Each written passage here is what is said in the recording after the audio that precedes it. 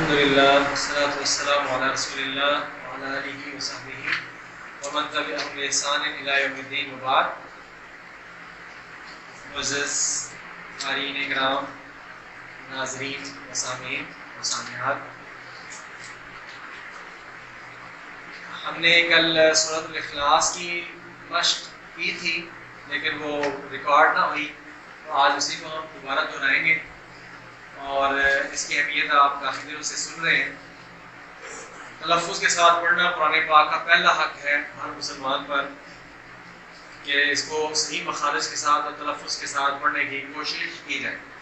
تو ہم نے اس کے 6-7 لیکچرز کے اندر تجوید کے جو اہم قواعد تھے وہ آپ کو بتائے اور سمجھانے کی کوشش کی، اور اس کی ہم اب مشق کریں گے.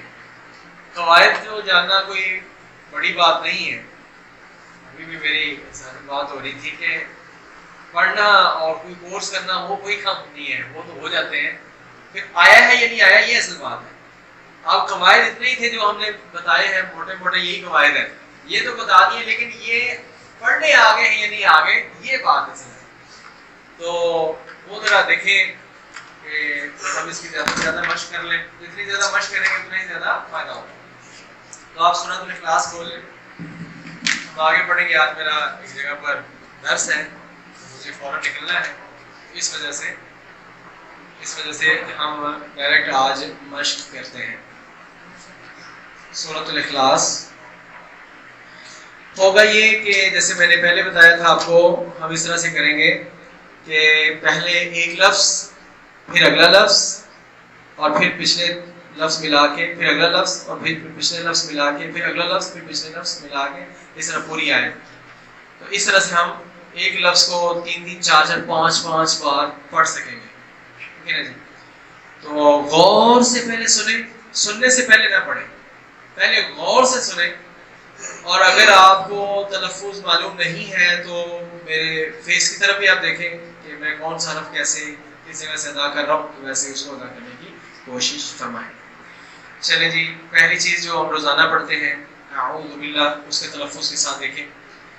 اعوذ تھوڑا سا مشکل اس طرح سے ہے کہ اس کا پہلا لیٹر آ ہے، آ، اور اس کے ساتھ ہی اگلا عین ہے، اور عین جو ہے وہ زبان کی جڑ کو اوپر تالو کی طرف اپ لفٹ کریں تو وہ عین ادا ہوتی ہے. عین.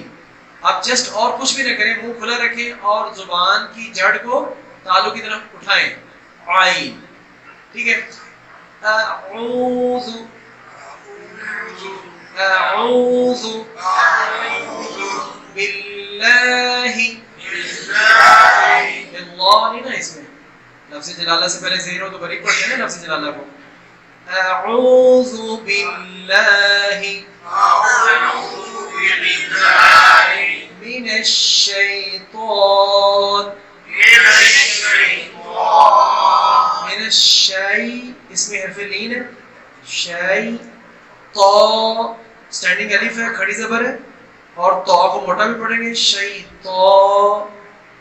اور آگے نر، را پر زبر ہے، را پر زبر اور پیش ہو تو را کو موٹا پڑھتے ہیں، نر.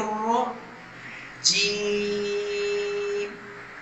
آخری حرف سے پہلے حرف مدہ ہے تو اس کو 3 الف تک لمبا کر سکتے ہیں. اعوذ باللہ من الشیطان الرجیم. اعوذ باللہ من الشیطان الرجیم. بسم اللہ. بسم اللہ. آواز نیچے گر رہی نا. بسم اللہ. بسم اللہ الرحمن. ہاں حالانکہ آخری حصے سے، اور آگے ہر، آگے را پھر پر ہے، را پر زبر ہے، پیش ہو تو موٹا ہوتا ہے، را کو یہاں پر بھی موٹا پڑھیں گے. ہر را. آگے رح، ہا ہے، رح. ما سٹینڈنگ الف ہے، اور آگے نر، را پھر موٹا ہے، حین. ٹھیک ہے جی؟ بسم اللہ الرحمن الرحیم. بسم اللہ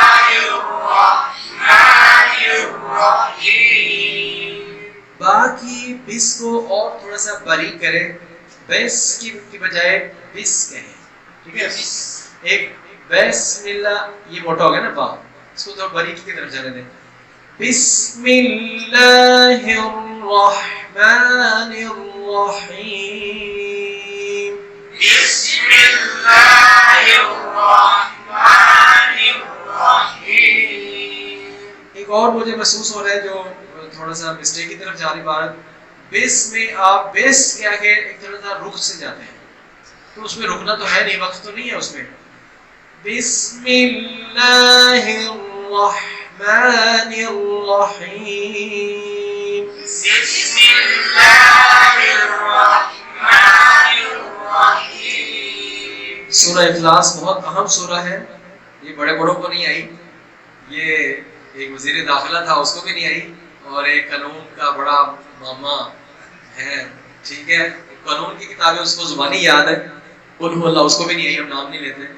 تو یہ بڑی جو ہے نا سبکی ہوئی ان لوگوں کی. تو بہرحال یہ ہم روزانہ پڑھتے رہتے ہیں، ثواب کے لحاظ سے بھی بہت عظیم سورہ ہے. جو ایک بار اس کو پڑھ لیتا ہے اس کو 10 سپارے پڑھنے کا ثواب ہے. صحیح سند سے یہ روایت ہے، وہ ادھر ادھر کی بات نہیں ہے، نبی صلی اللہ علیہ وسلم کا ارشاد ہے صحیح سند سے. تو ہم اس کو اکثر پڑھتے ہیں، تو اس لحاظ سے اس کا تلفظ جاننا اور بھی ضروری ہے. اور ہم جب بچوں کو نماز سکھاتے ہیں تو اس میں ہم سورہ اخلاص ہی سکھاتے ہیں ہم کو.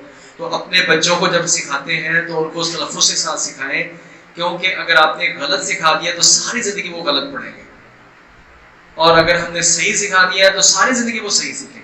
تو سب سے پہلے تو خود سیکھیں گے تو آگے سکھائیں گے. تو اس لحاظ سے جو بہنیں ہیں، جو بچوں کی مائیں ہیں، ان کا سیکھنا اور بھی زیادہ ضروری ہے کہ انہوں نے بچوں کو سکھانا ہوتا ہے. لیکن یہ ہم بدقسمتی ہے کہ ہم بیٹیوں کو، بہنوں کو، خواتین خانہ کو، ہم ان کو اب قرآن کے نیڑے نہیں لگنے دیتے. میں کلوکل ورڈ بول رہا ہوں، نیڑے، ٹھیک ہے، ہم اس کو نیڑے بھی نہیں لگنے دیتے. تو یہ اللہ کے ہاں مسئولیت ہوگی جو نہیں سیکھنے دیتے یا نہیں سکھاتے نہیں ہیں. دوبارہ موقع دینا چاہیے. تو سورۃ الاخلاص آپ کے سامنے ہے، پڑھتے ہیں اس کو. قل، اس کا میں نے آپ کو بتایا تھا قاف موٹا ہے، اس کا مخرج چیک کرنے کا، کسی بھی حرف کو مخرج کا چیک کرنے کا طریقہ کر کیا بنا؟ شروع میں الف زبر آ لگا دیں، یا الف زیر ای لگا دیں، یا الف پیش لگا دیں، اور اس حرف کو ساکن کریں. تو اب اس کو ایسے پڑھیں اق، اور جہاں پر آواز لگ رہی ہے کاف کی وہاں سے ہم نے کہنا ہے قل. قل، ہاں، اق قل، قل هو اللہ. لیکن پڑھنے میں اتنا خود سے اوکھا نہیں ہونا کہ کوئی دیکھ کے ہنس دے. اس طرح سے کوئی کامیڈی کریٹ نہیں کرنی ہم نے. پڑھنے میں اپنے آپ کو ایسے نہیں کرنا کہ جس سے اگلے بندے کو دیکھ کے ہنسی آئے گا کی کرنا ہے، کیوں ہو گیا مسئلہ کی ہے. تو اس وجہ سے رہے کام، سکون سے رہے، اور لیکن اس کو رہے. قل، قل هو اللہ. اس میں قل کا تو میں نے آپ کو بتا دیا. آگے هو اللہ میں ہا جو ہے حلق کے آخری سے حمزہ اور ہا حلق کے آخری سے یہاں سے نظر نہیں آ رہا ہوگا گاڑی کی وجہ سے، ٹھیک ہے جی. سینے کے پاس سے ونڈ پائپ کا یہ حصہ، if you place your hand on your breast, your chest will vibrate. آپ کا سینہ وائبریٹ کرتا ہے جب آپ اس کو پڑھتے ہیں ہا ہو، ٹھیک ہے. اور نہ صحیح تو جو وہ پڑھتے ہیں اللہ ہو والوں سے سیکھ لیں، ٹھیک ہے. تو وہاں سے ہا ادا ہوتا ہے ہوا، اور ہو کو آگے جب ملائیں گے تو لفظ جلالہ جو ہے، لفظ اللہ جو ہے، اس کو موٹا کر کے پڑھیں گے، منہ بھر کر پڑھیں گے. کیونکہ میں نے بار بار بتا رہا ہوں تاکہ آپ کو رول یاد ہو جائے کہ لفظ جلالہ سے پہلے اگر زبر یا پیش ہو تو اس کو موٹا پڑھتے ہیں، اگر لفظ جلالہ سے پہلے زیر ہو تو اس کو باریک پڑھتے ہیں. باریک کی مثال جیسے بسم اللہ، اعوذ باللہ، ٹھیک ہے. اور موٹے کی مثال یہاں پر ہے هو اللہ. اچھا هو اللہ لمبا نہیں کرنا، هو اللہ نہیں کہنا. یہ رول آپ نے پڑھ لیا ہے کہ زبر زیر پیش کو لمبا نہیں کرنا. قل هو اللہ احد، احد، احد, دال پر قلقلہ ہونا چاہیے, احد. قل هو اللہ احد. آگے اللہ, یہاں پر اس کو بولڈ پڑھیں گے, موٹا پڑھیں گے یا باریک؟ پر پڑھیں گے, منہ بھر کر پڑھیں گے. اللہ الصمد, اللہ ہو میں ہو ہوئی ہے اور صاد کو موٹا کر کے پڑھنا ہے, اور آگے دال جو اینڈ والی دال ہے اس پر قلقلہ کرنا ہے, یعنی آواز کو ہلا کر پڑھنا ہے. اللہ الصمد, اللہ الصمد. قل هو اللہ احد, اللہ الصمد. لم یلد, یلد میں دال پر جزم ہے, قاف طا با جیم دال, یہ 5 حروف قلقلہ ہیں. اوتو بو جدن یہ حروف قلقلہ ہے. جب یہ حرف ساکن ہو تو ان پر قلقلہ ہوتا ہے, یعنی آواز کو ہلا کر پڑھتے ہیں. جیسے یہاں پر آواز ہل رہی ہے, لم یلد ولم یولد ولم یولد. یو لمبا کیوں ہو رہا ہے؟ واو, یہ واو مدہ ہے, یعنی واو ساکن سے پہلے پیش ہے, ٹھیک ہے, یہ واو مدہ ہے, اس کو ایک الف لمبا کریں گے. لم یلد ولم یولد, قل هو اللہ احد, اللہ الصمد, لم یلد ولم یولد ولم یکن له. 90% مسلمانوں کی یہ مسٹیک ہے, وہ پڑھتے ہیں ولم یکن اللہ, اللہ لام پر زبر ہے, اس کو لمبا نہیں کرتے, اس کو دیکھ بیٹا, تو اس کو لمبا نہیں کرتے. وَلَمْ يَكُنْ لَهُ, کُلَّا نہیں کرنا, ٹھیک ہے جی, اور کُلَّهُ کو لمبا کرنا ہے, ہو کو تو کرنا ہے نا. وَلَمْ يَكُنْ لَهُ كُفُوًا, یہاں کفواً پر غنہ نہیں ہونا, کیونکہ اگلے حرف پر وہ اگلا حرف جو حمزہ ہے, جب تنوین کے بعد یا نون ساکن کے بعد آگے حمزہ آ رہا ہو, الف کے اوپر بھی جب زبر زیر پیش ہو تو الف کو حمزہ کہہ دیتے ہیں, ٹھیک ہے, الف میں حمزہ ہوتا ہے, اس لیے کفواً پر غنہ نہیں ہو رہا. کفواً احد ولم یکن له کفواً احد. بسم اللہ الرحمن الرحیم,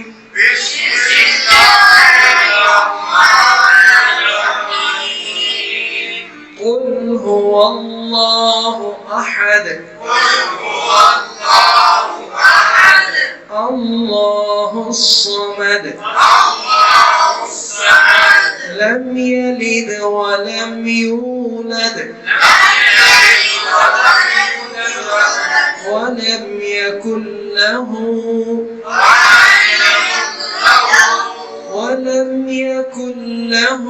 کفوا احد.